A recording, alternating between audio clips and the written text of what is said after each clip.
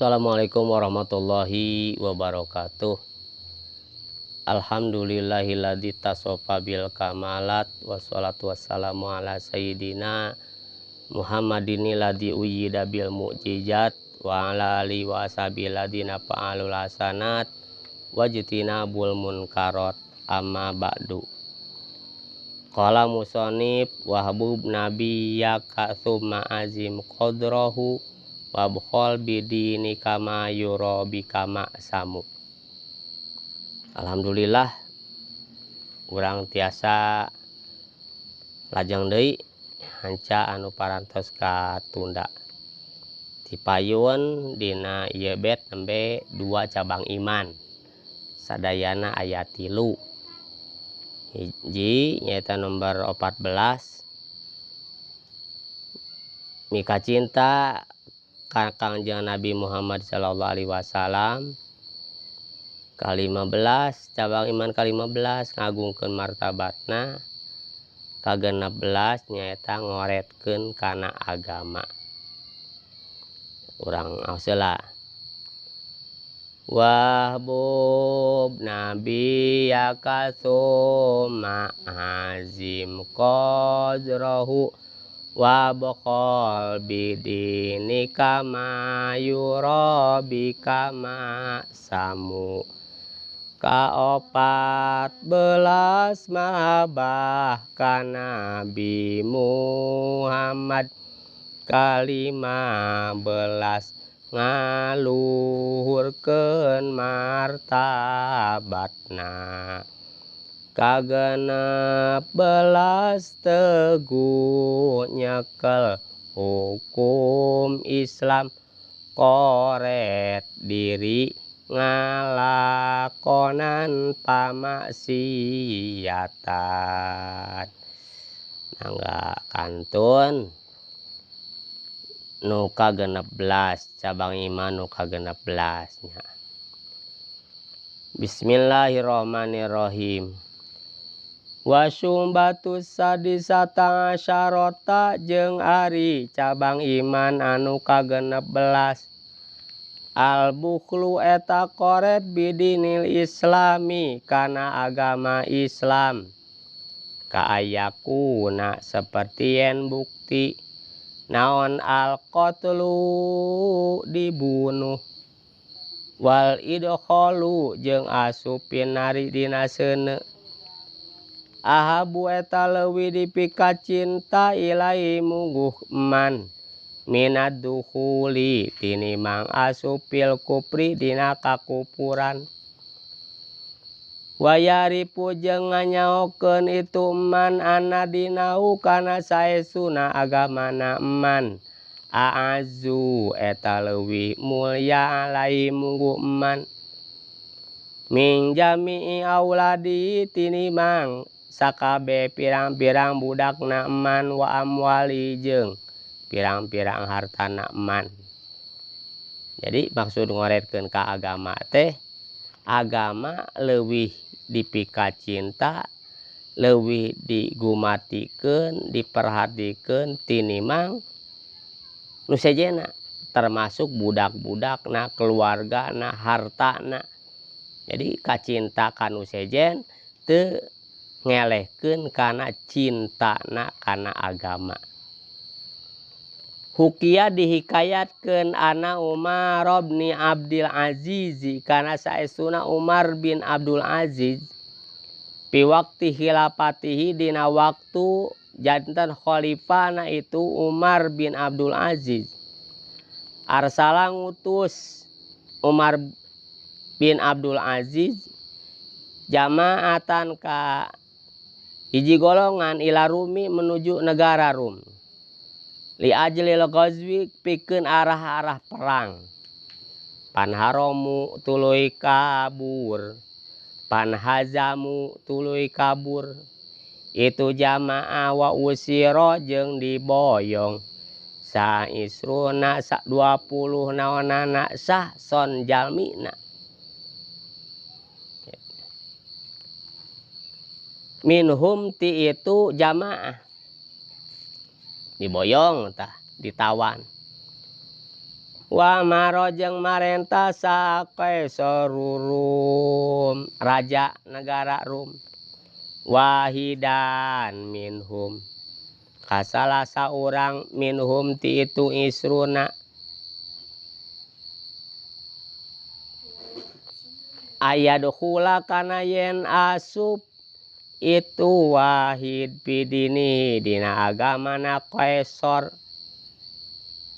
Wayang budu jeung nyembah itu wahid asonama kana tapekong. Tapekong patekong kade. Patekong. Wakola jeung nyarita itu Kaisar Rum. Indah kholta lamun asup anjeun pidini dina agama kami. Wasajadta jeung sujud anjeun lisonami kana patekong. Aj'alu tah bakal ngajadikeun kami ka anjeun amiron kana jadi raja pi baldatin azimatin di negara anu agung, negara besar. Wa uti jeung bakal mere kami ka anjeun al ilma kana ilmu wal khol'a jeung papaes wal kausa sareng kana mahkota wal bauqa jeung kana tarompet. Jadi lamun anjeun asup kana agama kami, nyembah kana patekong, maka gitu. Kami bakal anjeun bakal dijadikeun raja ku kami di negara anu besar. Jeung kami bakal mere ilmu, perhiasan, mahkota, trompet, keagungan gitu. Lamun asup kana agama kami. Wa ilam tadkhul jeung lamun teu asup anjeun pidini dina agama kami, maka aktulu tah bakal ngabunuh kami ka anjeun. Wa adribu jeung bakal neunggel kami unukoka kana punduk anjeun. Bisaipi ku pedang. Bakal diteunggel ku pedang cenah pundukna. Bakal dipenggal. Pakola maka nyarita itu wahid. La abi'u moa ngajual kami, moarek ngajual kami adina kana agama bidunya ku dunya moa kami mah. Pa amaro maka marentah itu Kaisar bikotlihi kana ngabunuhna wahid. Pakutila tuluy dibunuh itu wahid bil midani di lapangan. Waduriba jeung diteunggel naon unuk kuhu pundukna itu wahid bisaipi ku pedang. Padaro tuluy muter naon ro suhu sirahna itu wahid pil midani di lapangan. Wakana jeung bukti itu wahid yakrau maca wahid hadil ayata kana ieu ayat. Nah, kulantaran si eta jalma si wahid ya wahid duka hiji tadi tenurut kana kahayangna raja, maka akhirnya dipenggal. Itunya dipenggal. Tuluy muter eta sirahna teh di lapangan. Bari ngawaskeun ieu ayat. Ya ayyatuhan nafsul mutmainnah irji'i ila rabbiki radiyatan mardiyah padkhuli fi ibadi wadkhuli jannati. Wahai jiwa anu tenang, kudu balik anjeun ka pangeran anjeun. Radiyatan mardiyah, radiyatan anu ridho, mardiyatan sarta anu diridoan. Padkhuli maka kudu asup anjeun fi ibadi ngahiji jeung hamba-hamba kami, wadkhuli jeung kudu asup anjeun jannati ka sawarga kami. Kitu tanu diaosna teh kusirah dina sabada dipenggal karena mempertahankan keyakinanana atanapi agamana. Pagodoba tuluy ambek sa Kaisaru eta raja. Wa akhoda jeung nyokot itu Kaisar asani kanu kadua. Waqala jeung nyarita itu Kaisar. udhul kudu asup anjeun fi dini dina agama kami. Aj'alu tah bakal ngajadikeun kami ka anjeun amiron karaja fi misrokada di lembur anu di negara anu gitu. Wa ila sabalikna jeung lamun henteu asup kana agama kami aqta'u ta bakal mutuskeun kami unukoka kana punduk anjeun kama koto tu seperti geus mutuskeun kami unuko sohibika kana punduk babaturan anjeun. Kumaha walaranana pakola maka nyarios itu sani la abiu moal arek ngajual kami adina kana agama bidunya ku dunya. Naon sababna paingkana mangka lamun bukti laka pikeun anjeun naon wilayatu qot'i ro'si kakawasaan pikeun mutuskeun sirah maka palaesa maka teu aya laka pikeun anjeun naon wilayatun wilayah naon wilayatu qot'il imani kakawasaan motongkeun iman megatkeun iman. Nah gitu. Mangga wae anjeun mampu keur motong sirah kami tapi tong harap bakal tiasa itu mutuskeun kaimanan kami cek nu kadua. Pa amaro maka marentah deui itu Qaisar bikot ro'si kana menggal sirahna kana mutuskeun sirahna itu sani.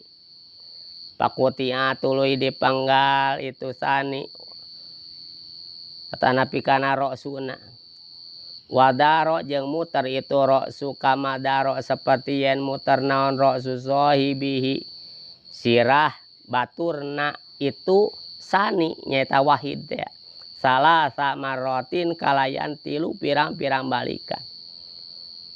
Wakana jeung kabuktian naon aro'su eta mastaka yaqra'u maca eta ro'su hadil ayata kana ieu ayat bahwa fi satir radiyah fi jannatin aliyah kutufu adaniyah bahwa mangka ari jalma fi satin eta aya dina kahirupan radiyatin anu diridoan fi jannatin aliyatin di surga anu luhur kutufuha anu ari bubuahanana itu jannah daniyatun eta anu harandap kitu nu diaosna teh nya fa fi satir radiyah fi jannatin aliyah kutufuha daniyah pawaqofa tuluy cicing itu ro'susani inda ro'sil awali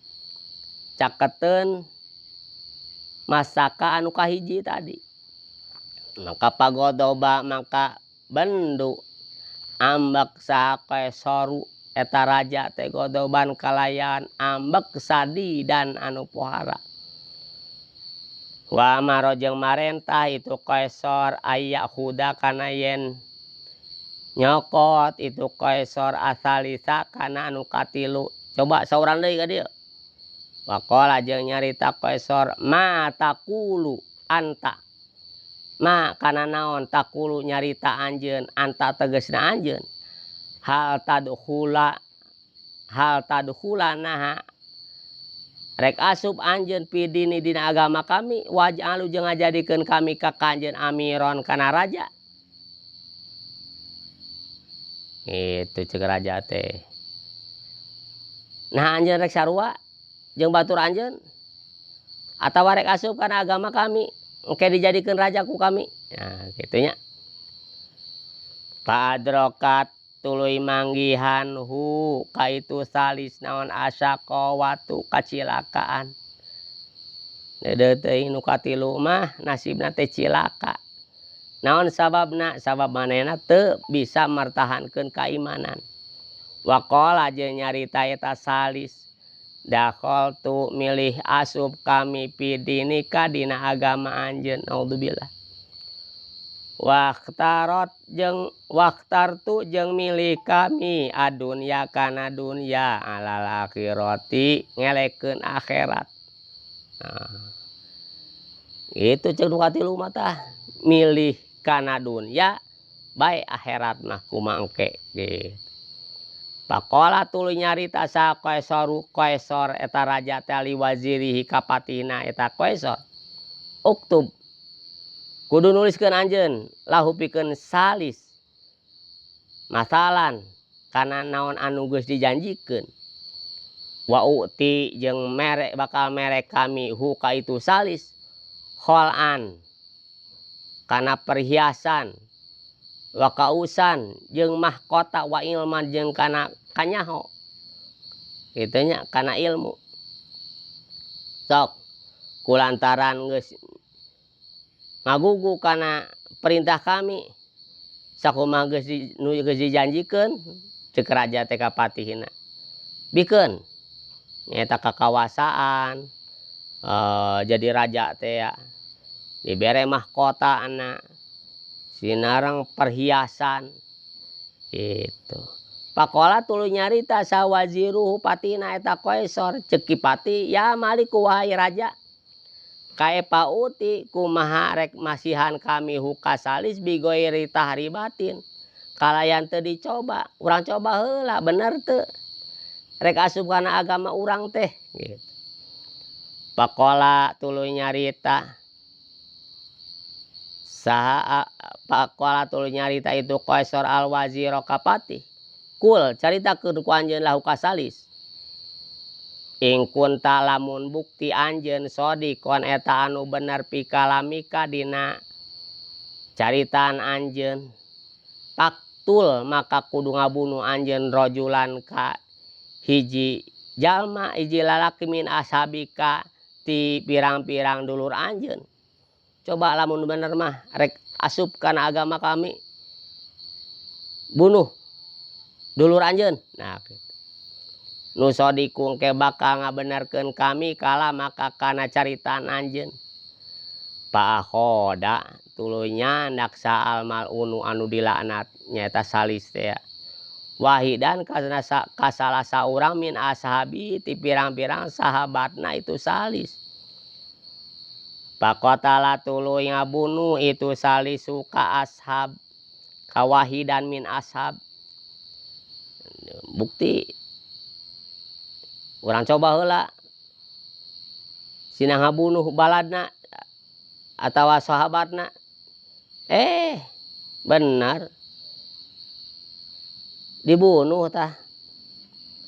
Pa amara tuluy marentah sal maliku eta raja al wazir ka wazir tuh patih bener eta teu bohong geuning wanieun kitu nya ngabunuh dulurna ayak tuba kana ye nulis lahu pikeun itu salis al masalah kana naon anu geus dijanjikeun. Pa amara tuluy marentah sal maliku raja al wazir ka wazir ayak tuba kana yen nuliskeun eta wazir lahu pikeun salis al masalah kana naon anu geus dijanjikeun. Sabab geus ngabenerkeun teh dicoba sanggup gitu. Pakola tuluy nyarita sal wazir patina nyarita deui lil maliki ka raja. Yeuh raja hada ari ieu salis laesa eta lain salis minal akli tinu berakal. Teu kaharti ieu jalma jalma berakal. Antu sodiko kana yen ngabenerkeun anjeun kalamahu kana caritaanana salis pa inau mangka saesuna salis maroa eta teu bisa ngaraksa salis hakoahi kana hak dulurna salis aladi anu wulida dilahirkeun itu akhi ma'ahu sartana salis ya lain jalma berakal dulurna wae anu sarua dilahirkeun sarta manehanana geus teu bisa dijaga hakna wanasaa jeung timbul itu salis ma'ahu sartana itu akhi padahal manehna babarengan gitu bahkan dilahirkeun sartana manehna pakai pak yuroi pakai pak yar'a maka kumaha ngariksa itu salis hakona kana hak urang sararea dulurna wae geus teu bisa diri raksa hakna komo ka urang gitu geus bunuh deui bunuh we cenah Pak Amaro tuluy marentah itu Qaisar bikotli kana ngabunuhna salis anggar dibunuh ngan dibunuhna ieu mah naudzubillah gitunya dina sabada milih kana dunia daripada milih kana akhirat pakutia tuluy dipegatkeun naon ro suhu sirahna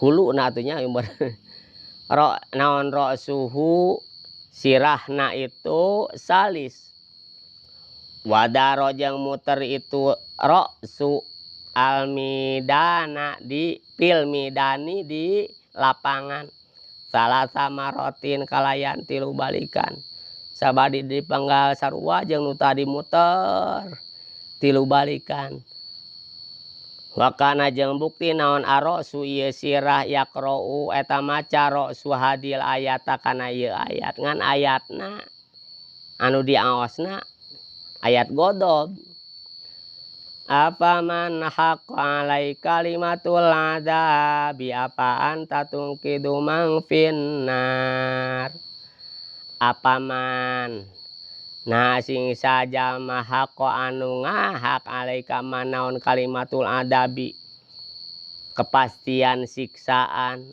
apa anta nah ari anjeun Muhammad tungkidu eta bakal tiasa nyalametkeun anjeun man kajalma pinari dina naraka moal anu geus dipastikeun kana aya dina adab Allah maka moal bisa disalametkeun itu nu diaosna teh nya pawako pa tuluy cicing itu rosu salis pitor filmidani dina tungtung lapangan walam yahdur jeung teu hadir itu rosu salis indaro saini caketeun dua masaka pasoro maka jadi itu salis pi adabillahi dina siksa Allah naudzu billahi minad dolal naudzu nyuhunkeun pangriksa abdi sadaya billahi ka Allah minad dolali tina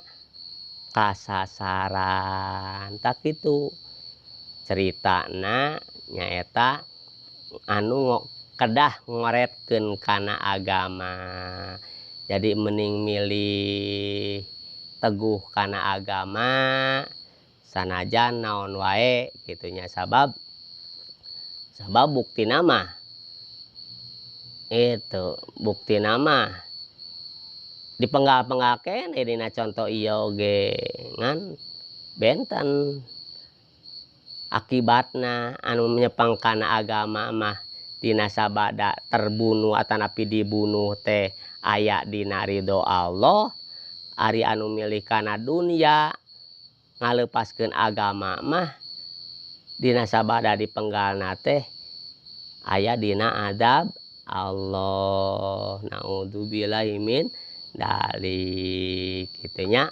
wabkhol bidini kama yura bikama samu janten urang kudu naon kudu nyekel pageuh kana hukum Islam tetap teguh cepeng iman Islam koret diri ngalakonan pamaksiatan gitu sok aos heula nadomna wahbub nabiyaka summa azim qadrahu wabkhol bidini kama yura bikama samu Kaopat belas mabah ka Nabi Muhammad, kalima belas ngaluhurkeun martabatna, kagenep belas teguh nyekel hukum Islam, koret diri ngalakonan pamaksiatan. Wallahu a'lam bishawab. Kada hilap ulah eureun ngaji. Wassalamualaikum warahmatullahi wabarakatuh.